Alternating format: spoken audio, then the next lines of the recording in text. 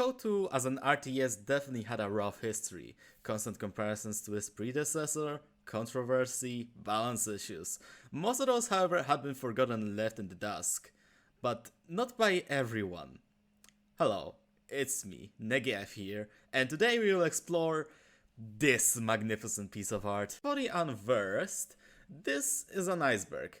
Iceberg is a type of meme that stores the knowledge of an individual about a given topic, be it Super Mario 64, the first ever iceberg created, deep sea creatures, or ideologies. This one, as you had probably guessed from the title of the video, is about Code 2, however, it's not the first one.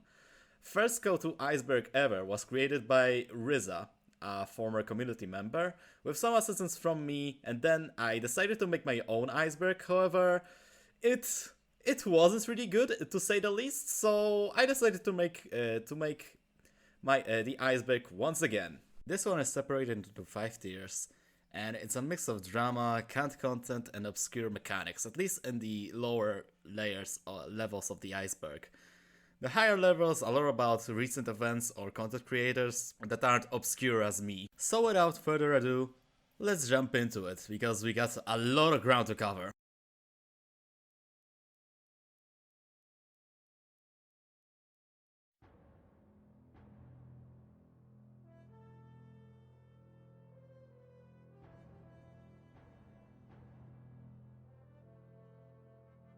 Co-free Discord was created on July 6, 2021, and since then it serves as an official place for Relic and major part of the community to just congregate and talk about the games. At the time of the recording, the Discord server is officially led by the community manager, John T. Airy, and it has de facto 2 moderators, Demonic Spoon and Demoikas.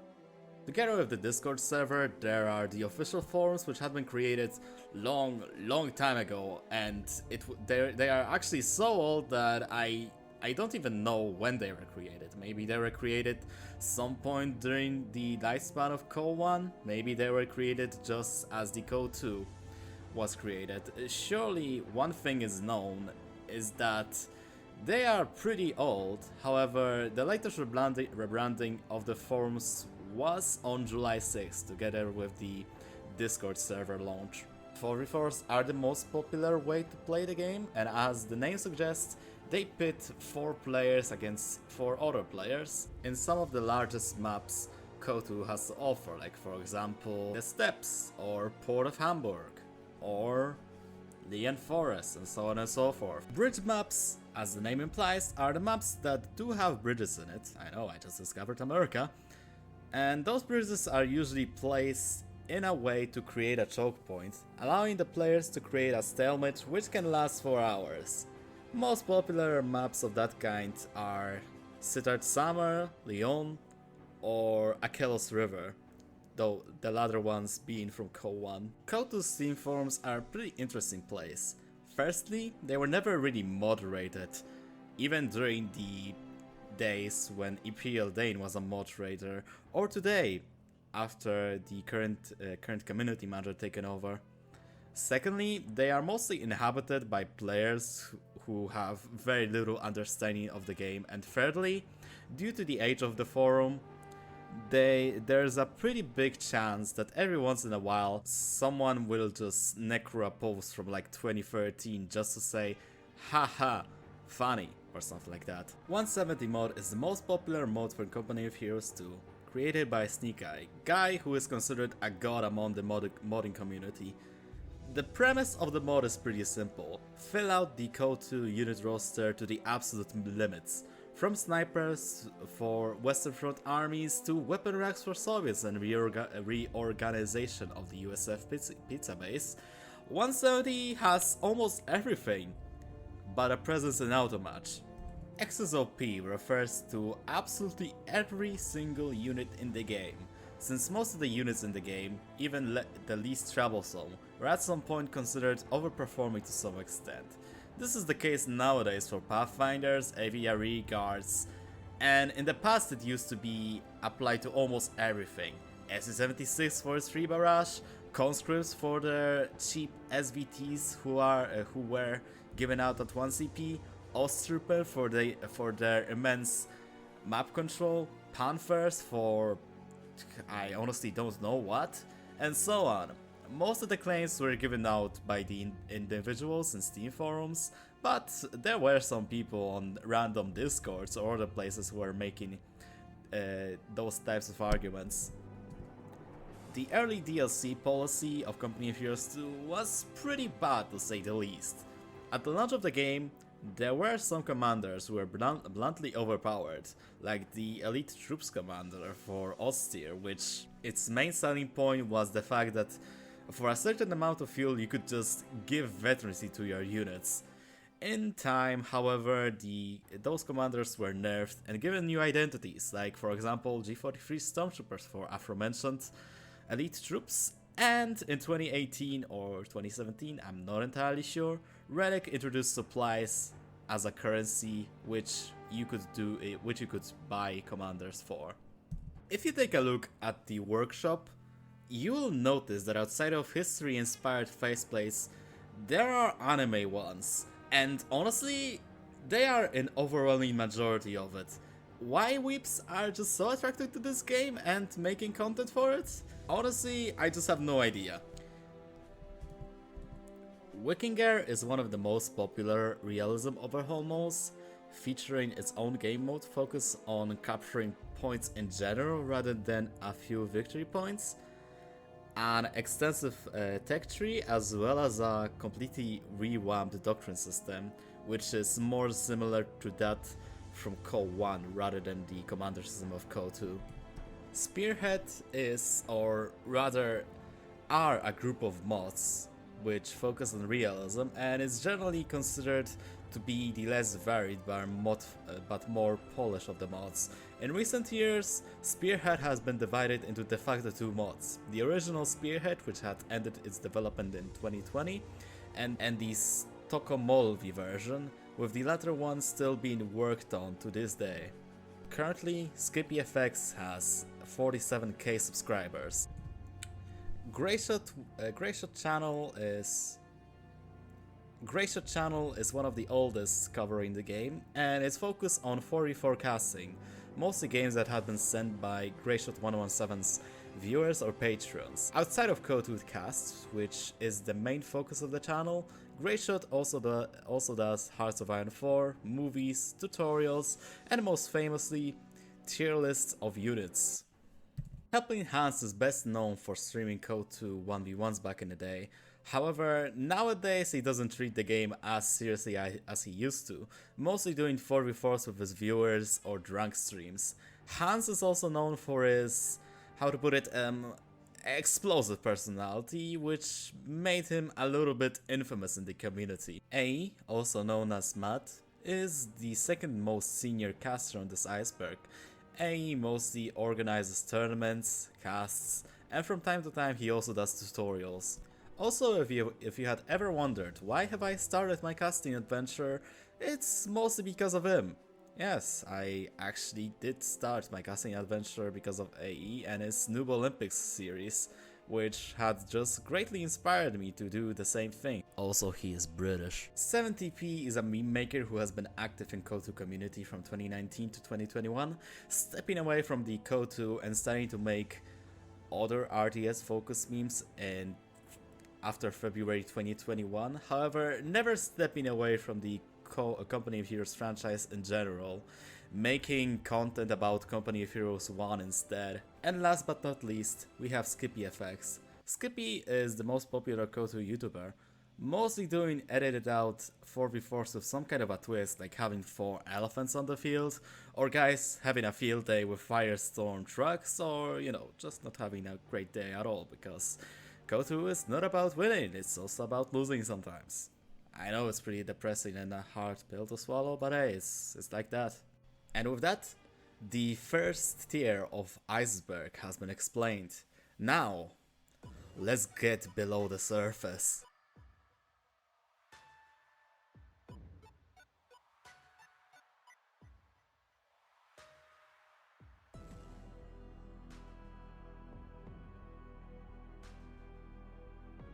Kotu.org is a website that was created back in the late era of 2013, being kind of a community parallel to the official Relic forums. Through the ages, Kotu.org organized tournaments, competitions, and created themselves a Discord and a YouTube channel.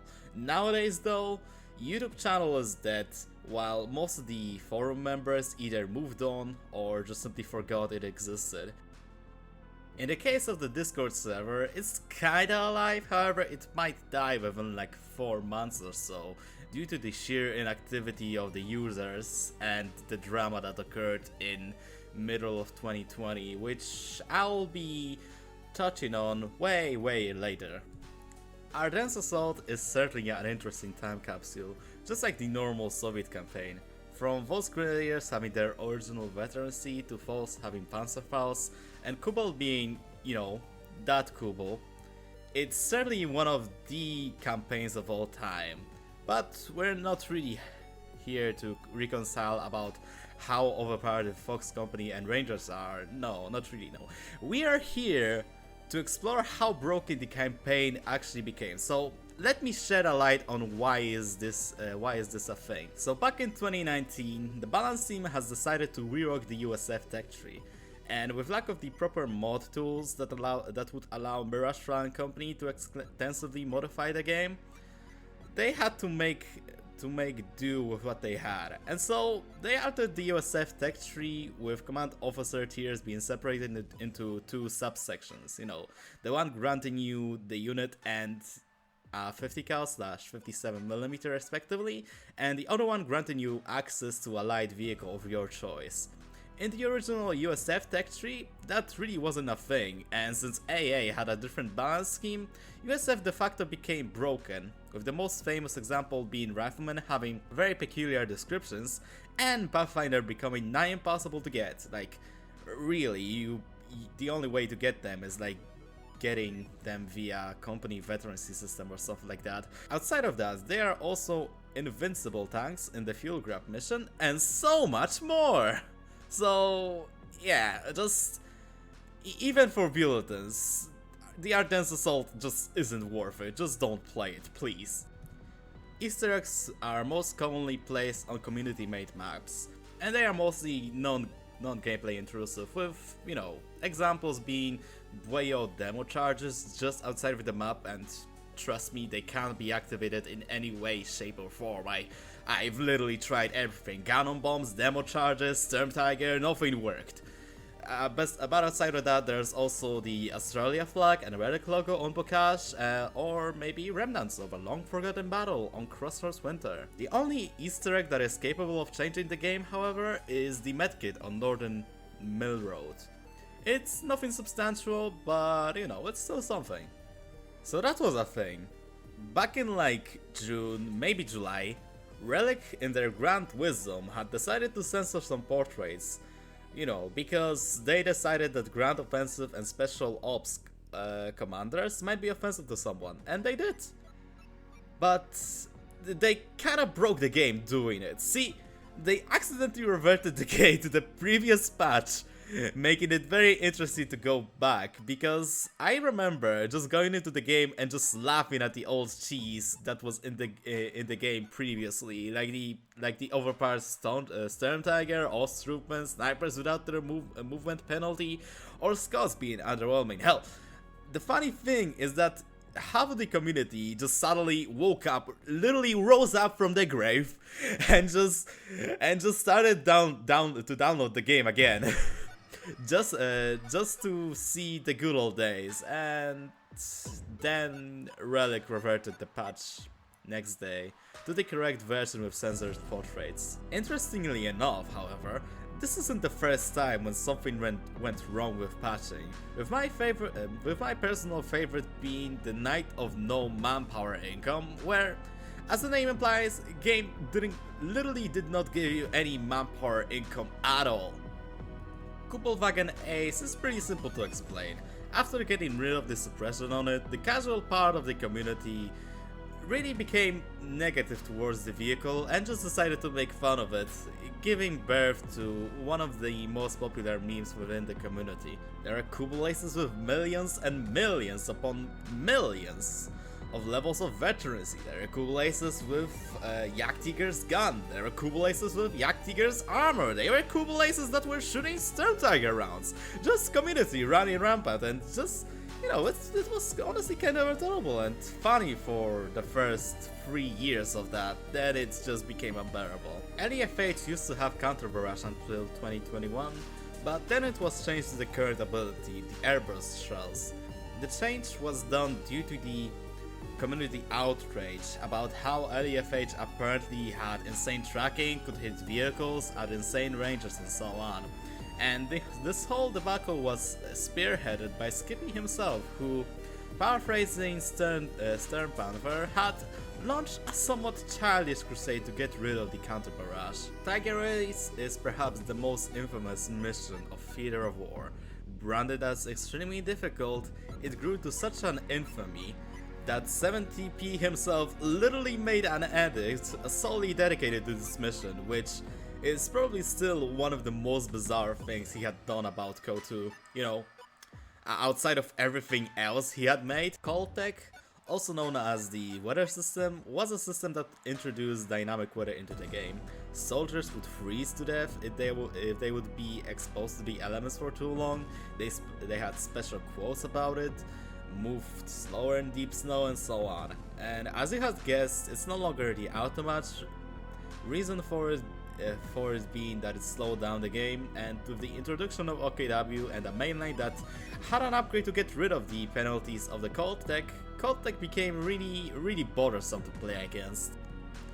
The support weapon exploit has been covered by Spiff and Brit before, and it's still in the game, at least in the Soviet campaign. The main gist of it is that you have 6 MGs in just one squad. Just look at the footage and imagine it's an entire blob of these monsters. Well, anyway, the glitch also had been picked up by Baoyang, the sole speedrunner of KOTOR, and had been used in the world record speedrun of the game. Yes, Bao actually made speedruns of KOTOR. Cerealia is a website that gives out stats for weapons, armor, vehicles, and received accuracies of infantries. Created by Gabriel Cerealia, the site is unfortunately slightly outdated due to the mod tools themselves being slightly outdated. Commander bug refers to the bug that allows you to pick commanders of other factions. Say, if you are playing OKW, you could pick a guard motor and get guards or 120 or mag vehicle or so on. This bug has been known, and as all other exploit, has been prohibited by Relic. GCS3 was an event carried out by AE, and it was one of the only times when the community actually met up with each other and played KOTOR. Campaign was controversial due to Relic not handling it correctly, taking inspirations from Enemy at the Gates, making campaign into a very stereotypical, almost propaganda-like statement. You know, commissars executing people at random, not showing any German war crimes whilst highlighting the Soviet ones, which isn't really historically accurate due to, again, using wrong sources.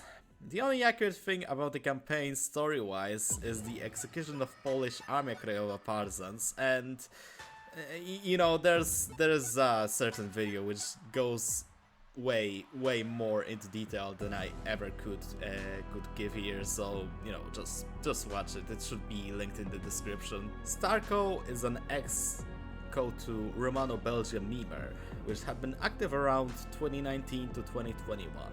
He is known as the King of Autism, and had been known to keep himself to his clique located on his Discord server, however not staying away from general KOTOR community servers, later on joining in the KOTOR.org Exodus, for instance. Starko also had organized a tourney of friendship where several of the community members had gathered and duped themselves in a 4v4 setting. Unfortunately for everyone though, the tourney was never concluded. Starko lost his passion for video making in 2021 after being kicked or banned from the official Discord server for edgy behavior, and ever since Starko had been posting or rather teasing his return. However, as of December 2022, nothing came of it. Also, Starko, if you're watching this, just a simple request. Could you please unprivate your tournament videos, please? I want to see Jack TW kicking Olvadi's ass again and closing the pocket, please. Please. Ketok is perhaps the oldest meme maker that is still hanging around, uploading sporadically since 2017 or something like that. Unlike Starko, he has been fairly difficult to keep track of, and I unfortunately can't say what he's really up to. Devem, or Miguel, is a Relic employee who has been in the past a professional Co-1 and Co-2 player, specializing in USF, and in the end making the guides about the faction early 2021, which is one of the most extensive guides about the factions ever. Just a little bit unfortunate that it's slightly outdated due to the mechanized no longer being a meta doctrine. During 2022, Hans has been accused of using bots to artificially enlarge his viewer count on Twitch. Hans obviously had denied this claim, however the doubt is still in the air, and considering that AE's GCS3 had maybe 1k viewers at most, while Hans had regularly over 1.k viewers, yeah, you can see that somebody could ever get suspicious.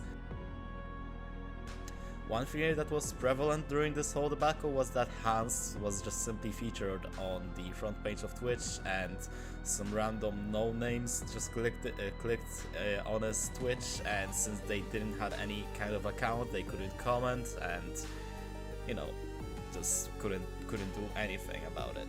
Zany's app, in my opinion, is the best modern Co2 caster right next to Tightrope. He really has a relaxed attitude towards the game, however he still keeps the commentary slightly professional. His channel is also growing very rapidly, having just short of 500 subscribers in this summer of 2022, which for Co2 is already a lot of people, and at the end of the year he has 1,500 subscribers, which is absolutely insane. In complete contrast to Zany, Dane is the oldest caster, casting games daily since the Co1 days, which is absolutely insane if you think about it.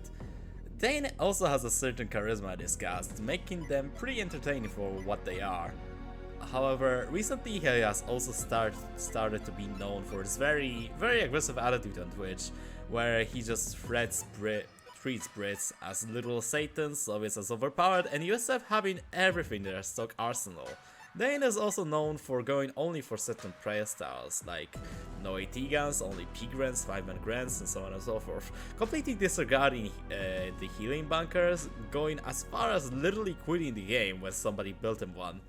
Those clips and outbursts granted him a couple of clip compilations and a general idea that if he would ever meet any kind of a balanced team member IRL, he would probably turn into a hawk. With that, we have reached the end of this section.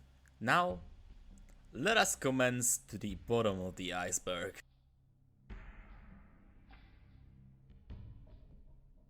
Let's start with something really simple. Did you know that Universal Carrier has reverse DPS, meaning it deals more damage on longer ranges? Did you know that it is also the only vehicle in the game with that trait? Well, now you know.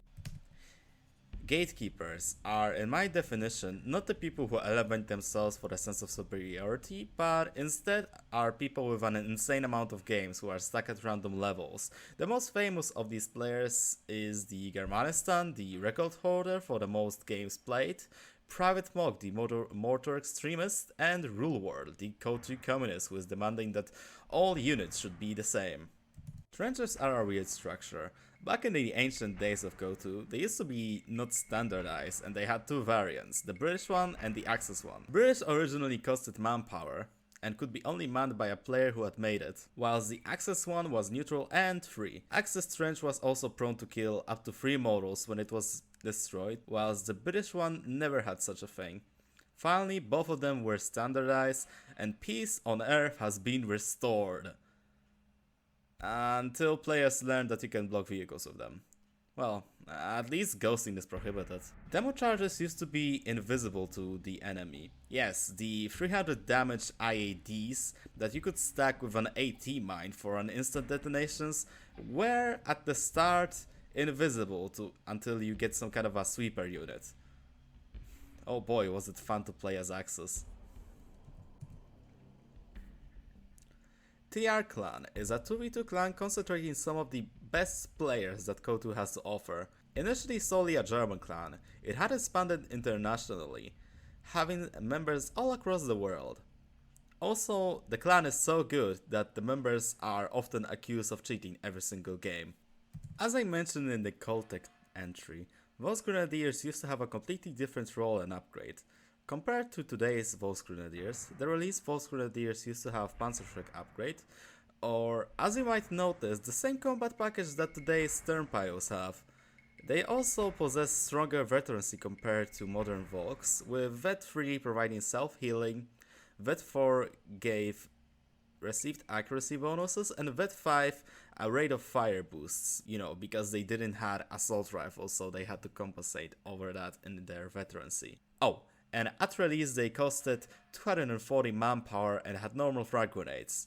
PTRS conscripts nowadays aren't really that used due to the non-existent AI power of the unit. However, from what I managed to understand from the patch notes, the original PTRS that conscripts used was of the guards, meaning they had some sort of anti-infantry power. Now mind you, that wasn't the projectile PTRS of today that ignores cover, and instead it was the Hiscan PTRS which was working as intended.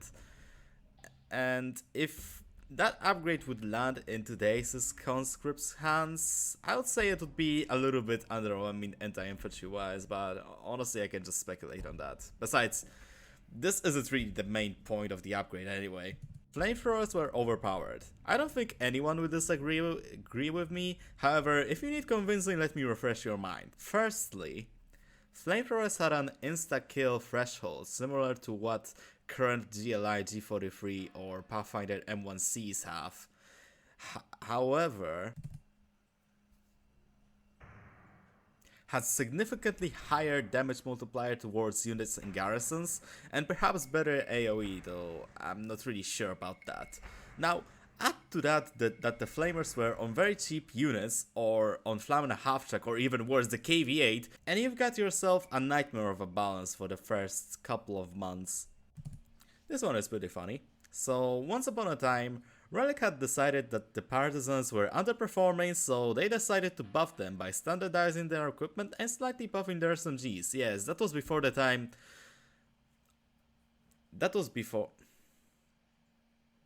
Yes, that was before the merge of AT and AI partisans, by the way. The changes were almost instant, because giving a 200 manpower infiltration unit, a good SMG, and a grenade without a cooldown was a terrible idea, and the latter one was actually standardized across, speaking of infiltration units, Stormtroopers. Initially, instead of MP40s we all know and love, they had Figren STGs, and a Balder grenade while still retaining their camo. STGs were overpriced at 100 munitions. Stormtroopers themselves were only in elite troops in the circumvent at that time, and furthermore, their niche was completely overshadowed by Pigrens who were available earlier, arguably cheaper, and were not doctrinal. And with that, one of the first balanced team's decisions were to rework Stormtroopers into their current form, with MP40s, lava grenades, and camouflage of the commandos. Original 5-man grenadiers were a little bit problematic, let me explain. So originally the VSL granted you an extra model with Grenadier G43, faster cooldown, and on top of that they also had a 10% array boost, free medkits. In other words, they were completely game breaking. Better, German infantry had a combat performance boost to the infantry. Do you see why they were nerfed? Commissar is one of the most fascinating units that KOTOR has, honestly. It's one of 2 units that uses not 1, not 2, but whopping 3 models inside of it. and also has abilities. Stalker is a content creator which specializes in uploading full videos without any commentary, mostly playthroughs of 2v2s, montages at least back in the day, and general memes. He also was supposed to cast a certain game containing paratroopers and BARs, however, as Army Boy himself has stated, he doesn't really like talking. So, sorry Poppy, but it's probably not going to happen. In the years of 2018 to 2020, the Code2.org Discord actually thrived, believe it or not. The place was filled every day with random people who just wanted to play around with each other. But everything changed when bad moderation arrived. The hardcore community clashed with the mods in a couple of incidents, finally culminating in the ban of spaghettis from the server. This triggered one of the most crucial moments in history of Code2 Discords, the Exodus. About 100 people emigrated from Code2.org to newly created Safe Haven, server created in tandem by aforementioned Spaghetti as well as Stormjäger and Tuta. And this is a great segue into the next entry on the Iceberg, Copenhagen, the current name of the Safe Haven. This is a place where most of the really high level players such as Inca, Ace or Spaghetti, and most of the TR clan also resides here. Haven is pretty loose if it comes to rules and moderation, and it has a lot of off-topic channels since, you know, not like those guys can't live with Code 2 forever. Like they have to find some kind of an other hobby. Anyway, not everything ended in a happy way. The original moderator, Tuta, was casted away from the server, and since its founding, the server underwent many smaller drama, funny or cringy ones, such as Arc Panel Arc. Last November, Hans has requested a key from Relic to Age of Empires 4, which they promptly refused to give him. Because of it, Hans, feeling neglected, started emailing like about 3 of Relic's directors, resulting in his removal from company's content creator program. In a fit of rage, Hans did probably the worst thing that he could ever do and revealed the email while he was live on Twitch. Because of it, Relic had blacklisted him since he de facto broke NDA, and ever since Skippy has been chosen as the premier Code 2 content creator. About a year after the whole incident, Hans has wrote a letter on Reddit where he apologized about the whole thing. However, I have a slight feeling it might be a little bit too late for apologies. And with that, we have reached the end of this tier. Let us commence forth to the depths.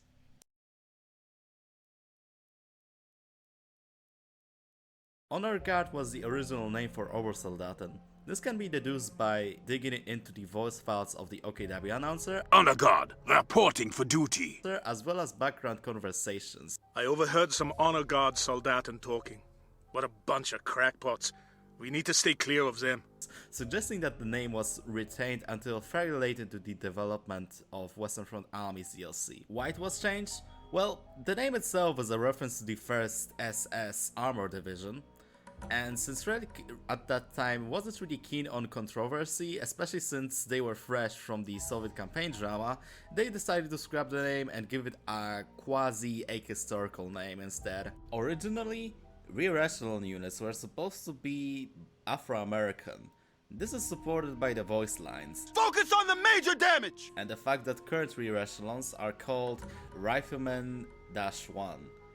It was changed probably to once again avoid controversy, although I'm not entirely sure what is controversial with being more inclusive in this particular case. Like, historically, rear echelons of US Army were mostly Afro-American, and half of the Red Bull Express was also Afro-American, so I don't really understand the decision behind scrapping the idea. Continuing the trend of unused voice lines, the conscripts supposedly had a different voice actor attached to them, which can be somewhat heard in the closed alpha/beta footage of the game, at least somewhat, because Krebs, Dane and AE or some other casters or players at the time did not really focus on conscripts very much. Regardless, you might be wondering what is my basis on the claim? Well, Same as the rear echelon one, conscripts are just simply called conscripts underscore 2. Regardless, how did the original conscript sounded? What is the original conscript's voice actor? And most importantly, why they were scrapped? I guess we'll never know, actually. Speaking of voice actors, not really on Iceberg itself, but if anyone has a list of voice actors, could you please send me in? I'm really curious. Please, I'll do anything. Have a limonka with your tea! Here is a gift for you! Granata! Use a grenade! As confirmed by the community manager, all factions have different colors of tracers due to them using different ammunition, which is a pretty fun fact if I do say so myself. Originally, shock troops came into the battlefield with SVTs and PPSHs were ammunition's upgrade.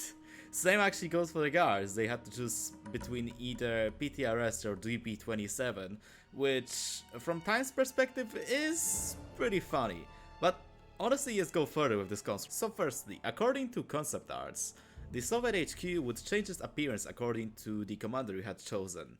For example, if you had chosen a guard commander, you would get a different look compared to the shock one or the NKVD one, with NKVD being, you know, the commanders without any call-in troops and stuff, you know. You had to rely either on conscripts or penals, anyway. Furthermore, all 3 units were supposed to be buildable in tier 3 building, replacing penals if you had chosen a non-NKVD commander. Honestly, this is a fascinating concept, and honestly, I'm quite disappointed that it didn't make the cut. Oh, and the HQ thing, not the tier 1 thing, that one's kinda awful. Before the austere roster was complete in Alpha, Elephant was in tier 4, non-doctrinally mind you. Let that sink in. Anyway, let's talk about something more interesting, which is Soviet teching. While tier 1 and tier 2 are pretty much identical to their today's counterparts, tier 3 and tier 4 aren't.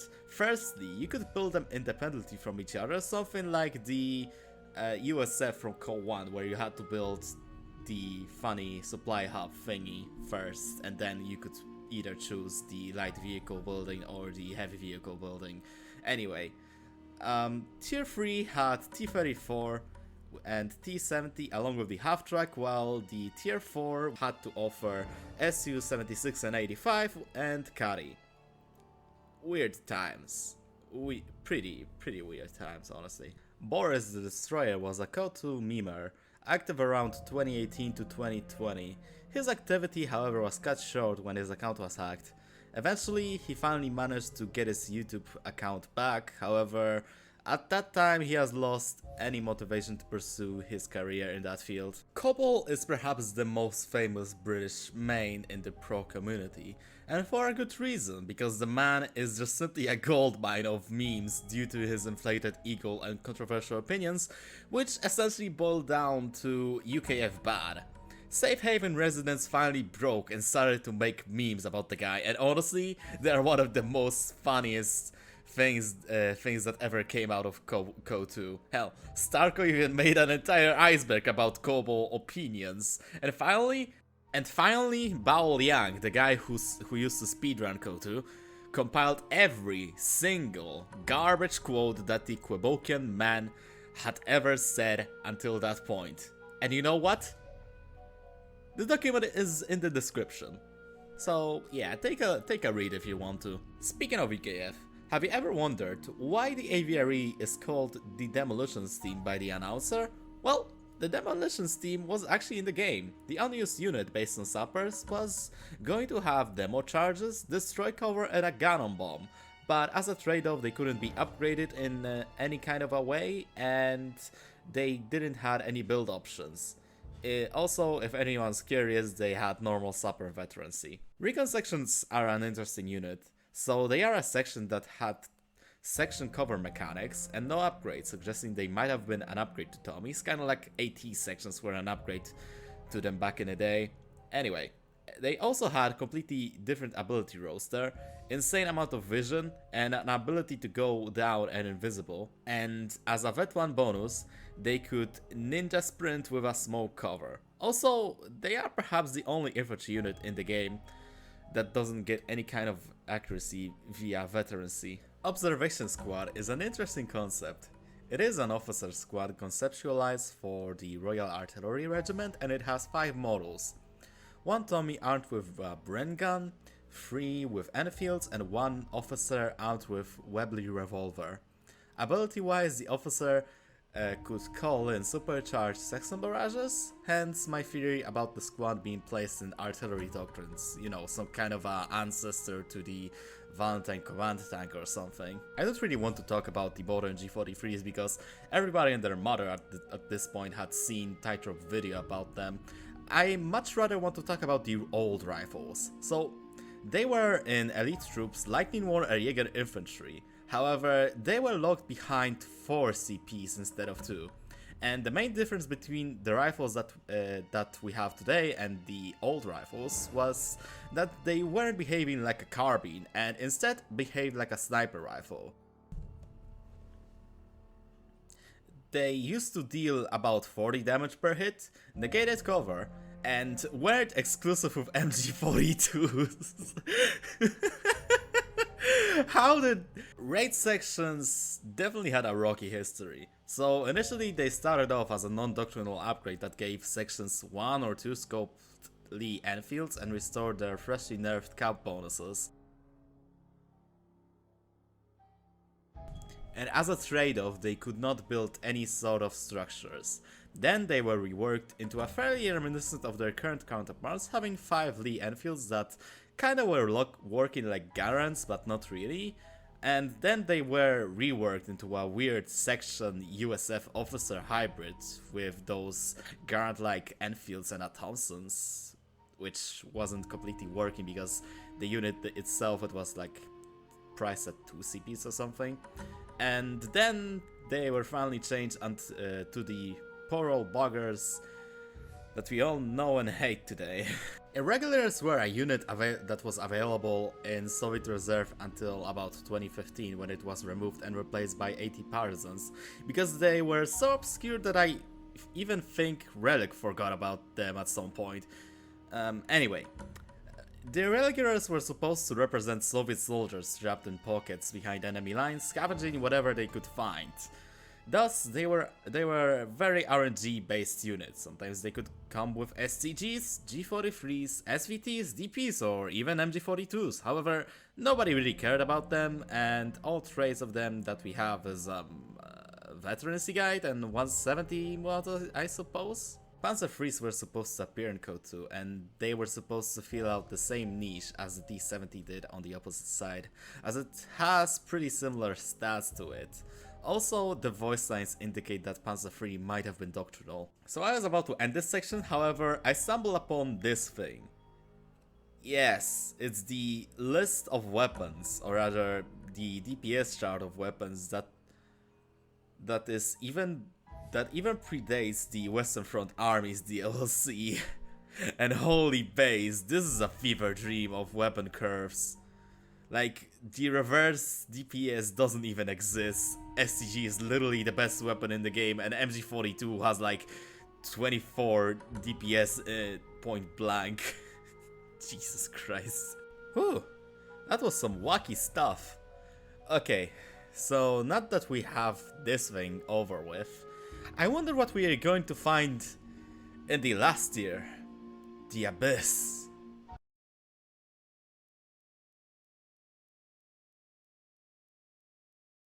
Hey, since we are on the last tier on the Iceberg, I just want to tell you that most of this stuff over here is based on my speculation and just kinda deduction of things aligning on the timeline of the game. So take everything with a gigantic, literally Sahara desert sized grain of salt, okay?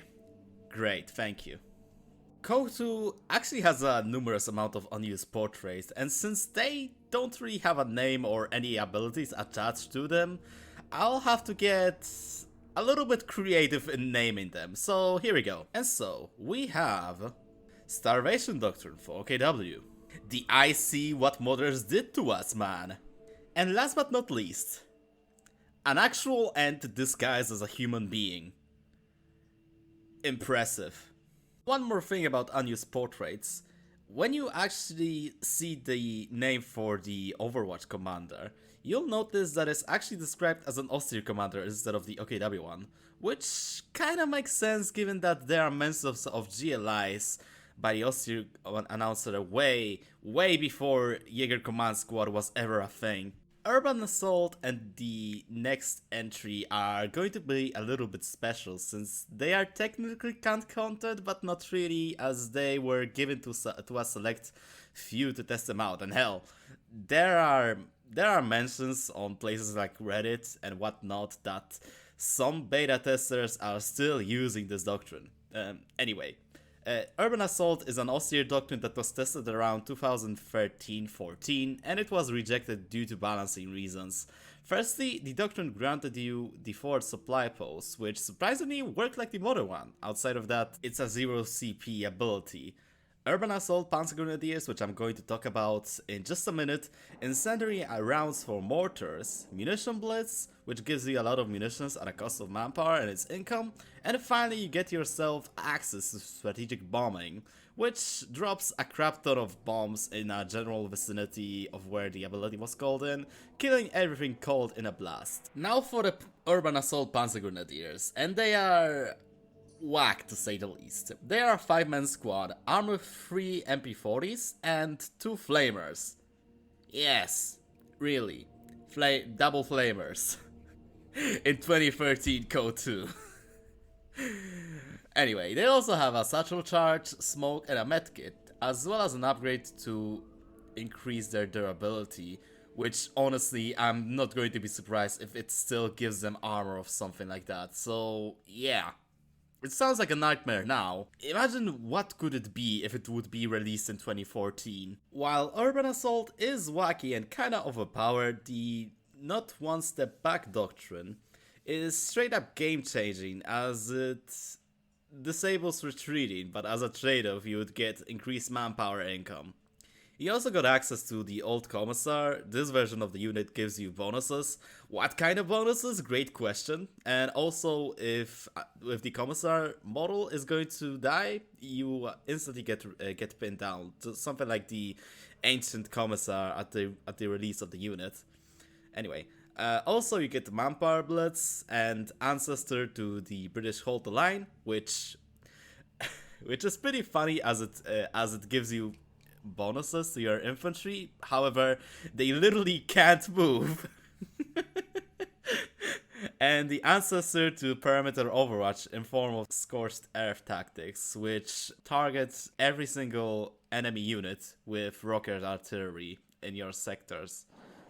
Why this one was rejected is pretty clear, I think. It just messes too much with core gameplay. Disabling retreats is just straight up dumb. Heavy Armor Doctrine is a prototype doctrine that was tested by Relic beta testers, and Jesus Christ is it busted. It had Command Panther, Elephant, Repair Pioneers, which were supposed to repair faster than normal Pioneers, however they were weaker in combat, Spotting Scopes, and to round up the composition, it had Ancestors to Heat Shells!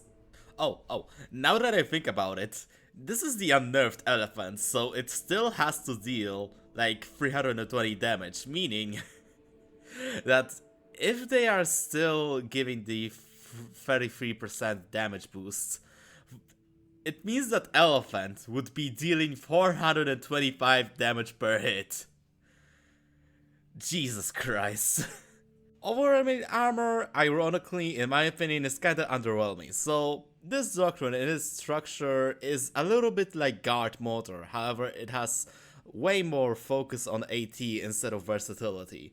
It has elite red banner T-34-85s, green T-34s, guards, fire and maneuver ability, and marked vehicle.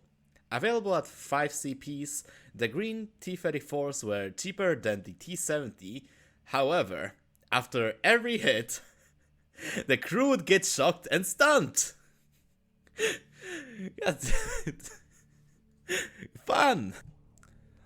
What Red Banner T-3485s were? It's a great question. Maybe there were T-34s that started on Vet 3? Maybe there is some sort of command vehicles? Only really Relic and beta testers know. Fire Maneuver, on the other hand, was a pretty interesting concept for an ability, since you would have to sacrifice accuracy for speed, which on paper sounds really nice. However, you have to remember that it's code 2 and you can literally miss from like 1 nanometer, so yeah. Anyway, the last two abilities are just, your standard guards and mark vehicle, so kinda resident sleeper. Defensive Def is an ancestor to the community defensive doctrine. So, just like the original defensive, it has tank traps and honestly that's it if it comes to similarities of those two doctrines. Regardless, the rest of the loadouts is as follows. ML20, Sector Air Assault, which I suppose got reworked either into OKW Sector or Overwatch or the Sector Assault of the Luftwaffe Doctrine. For observation point, that is pretty tricky to figure out what it does since, chat obscures it, although I think it allowed you to reinforce on the field and maybe increase your vision, or had Pathfinder beacon-like ability to detect units in fog of war? Who knows really.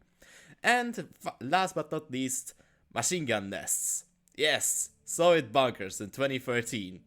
Take that, balance team. Urban Breakout is the final doctrine of this Iceberg. This one has the following abilities: Urban Assault Light Infantry, Flame Half-Track Colon, Defensive Tank Grenades, Breakthrough from Encirclement, and Command King Tiger. Urban Light Infantry is sort of a parallel to GLIs, using the same models as them, at least when they still use Stormtrooper models. They have Assault Grenadier MP40s, smokes, and lava grenades. They are kind of underwhelming, honestly, and anyway, let's go further. Flamme and Half-Track is self-explanatory. Defensive tank grenades, on the other hand, aren't realized at all, though my guess is that the ability was actually a passive and it allows you to throw grenades at nearby infantry automatically. It's something like the Pershing or UKF non-dock heavy tanks. Breakthrough is also self-explanatory, it just allows you to capture terrain with like vehicles and stuff. And finally, we have the Command King Tiger, which is certainly a piece of unit. So King Tiger in here is a completely different beast compared to any other vehicle in the game, at least at that time. And curiously enough, it works more like a Valentine ability wise. It can extend its vision, however, at the cost of disabling the main gun. Call it a Nebelwerfer barrage, which isn't really a Nebelwerfer, it's just a generic RT, probably as a placeholder. And this one is also fascinating because you can actually control the spread of the shells, which I don't think it was ever implemented in any unit whatsoever. Also outside of that, it has the spearhead, which works like normal spearhead. And since we are talking about it, this King Tiger actually could be an untouched version of the King Tiger, which would make it a completely broken vehicle in the current version of the game, given that the allied tank destroyers have decreased penetration. OKW could hold down their vehicles. Yeah, really. We don't really know if it was a doctrinal ability or was it tied to some sort of a side tech, but the vehicles are to some extent still capable of doing so. Now, I want you to imagine how terrifying a hold down King Tiger with a Panzer Commander upgrade would be, or how useless the hold down Stern Tiger would be. Yeesh. Judging from the abnormal amount of unused content for UKF, such as units, faceplates, quotes, and maps, I can only draw one conclusion. There was supposed to be some kind of a single player expansion featuring them, similarly to our Dense Assault for OKW and USF. However, what happened of this mode? Well, it probably got scrapped. That's it, really. Speaking of unused units, 25 pounders. Those things actually almost made into the Advanced Replacements Commander during the final Commander revamp. However, Relic decided that British shouldn't really have just static artillery like the Soviets or Axis faction have. How they were supposed to work, or what kind of abilities they were meant to have, only Balance team knows really. Panzer Fusiliers have unused quotes regarding the usage of STG-44s. Throw me some Sturmgewehr ammo! Sturmgewehr! Rapid rate! Suppress with Sturmgewehr! Concentrate 44 fire on them!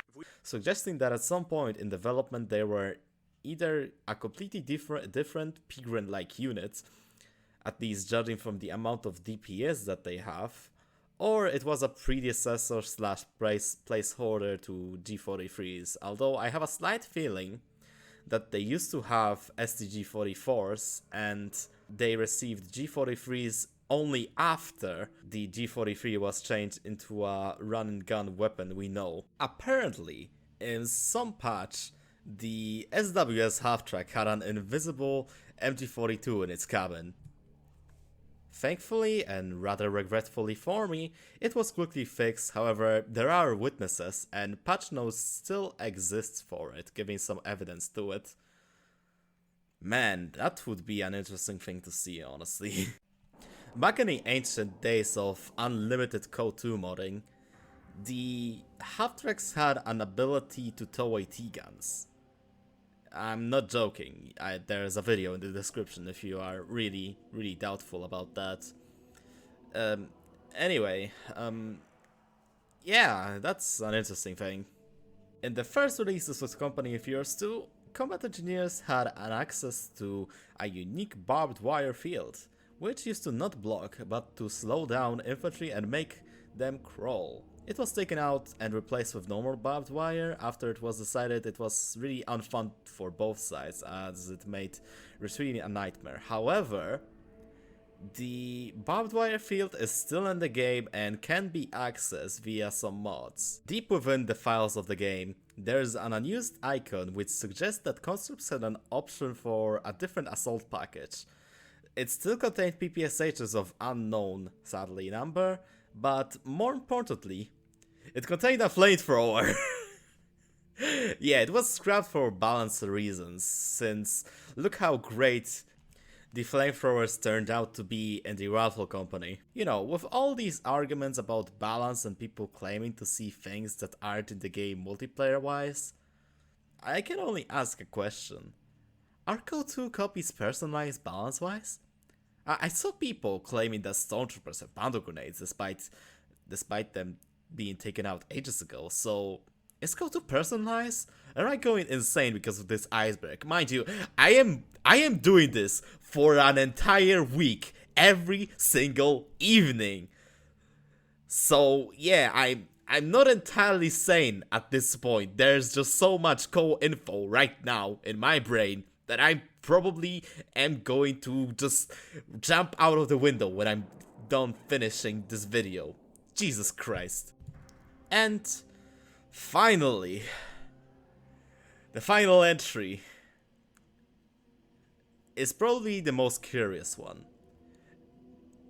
Custom commanders. So there are two things about it. First is the code evidence from Relic themselves, and secondly is the trick mode, which supposedly allowed you to make custom commanders. However, it was really buggy and stuff, so yeah. And, you know, since Trick left the community, I don't really have any source or any kind of a way to know what happened to this mod. Anyway, about the first thing of Relic evidence about this code, I think they were supposed to make it kind of like bulletins, meaning that every single unit or ability that was supposed to be accessible, you could buy in the store. However, I'm, you know, just not entirely sure about everything. So, you know, just take it with a grain of salt, as I said at the beginning. And with that, we've reached the end of this iceberg. Have you enjoyed my stutter? Because hell, I did. Anyway, that took a long ass time to make, so if you had enjoyed my actually hard work, or have any questions about the Iceberg itself, be sure to like the video or comment down below, because I can guarantee you that Relic is probably going to blacklist me after this video. God damn it. Anyway, this is probably the only Iceberg type video that I'm ever going to make, because it's really painful due to my lack of experience in certain aspects, most notably mods. But hey, people learn on experiences, and this was certainly an experience. So yeah, this has been the GIF, and I'll see you next time.